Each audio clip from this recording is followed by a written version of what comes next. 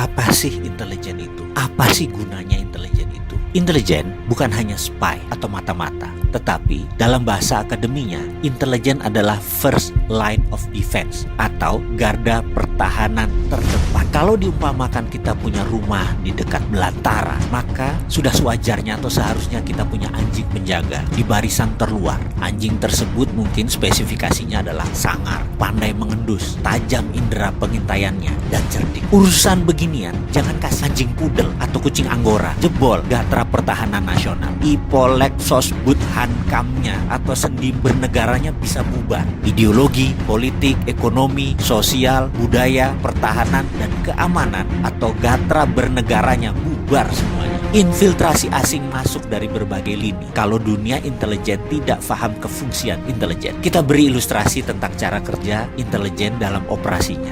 Misalnya ISIS. ISIS adalah produk intelijen. ISIS adalah hornet nest-nya Israel, Amerika, dan Inggris. Apalagi itu hornet nest? Hornet itu lebah yang warnanya kuning, hitam, dan sangat ganas. Nest adalah sarang.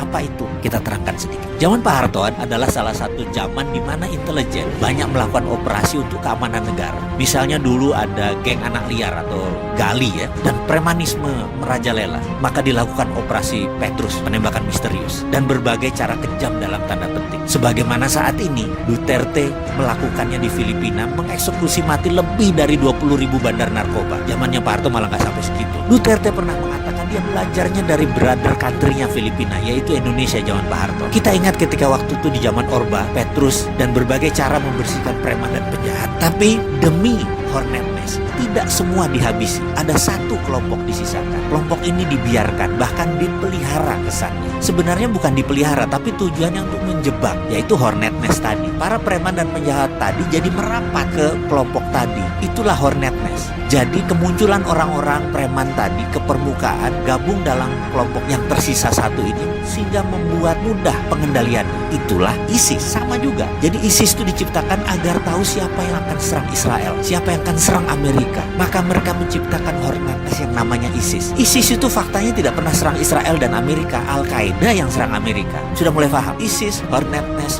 buat gembosi mereka yang akan serang Israel dan Amerika. Bahkan ISIS menyerang sesama muslim atas nama ideologi. Ini kalimat penting, atas nama ideologi. Ideologi ISIS itu sebelum ISIS dibentuk, ada 18 doktor ilmu agama yang mendesain agama ISIS tadi. Salafi jihadi versi baru. Doktrin ini kemudian disebar, dipasang, dimasukkan ke pentolan mereka, dan jadilah hornet nest yang bernama ISIS. Ajaran itu dalam gatra pertahanan negara masuk kategori ideologi, dan itu berbahaya. Ideologi itu strategi perang. Dalam strategi Duterte atau zaman Pak Harto, kita memakai hornet nest. Dan memang banyak yang mengeluhkan mengenai HAM, hak asasi manusia atau human right. Terkadang dalam masalah kebangsaan dan bernegara, kita memang harus ketemu di tengah. Kita harus buat jati diri bangsa kita yang baru, agar kita tidak terkoyak-koyak. Maka sekedar bertanya aja nih, saya yang bodoh ini, saya yang sontoloyo ini, tinggi mana sih human right dengan nation right? Yuk ke depan kita tata ulang negara berdasarkan nation right.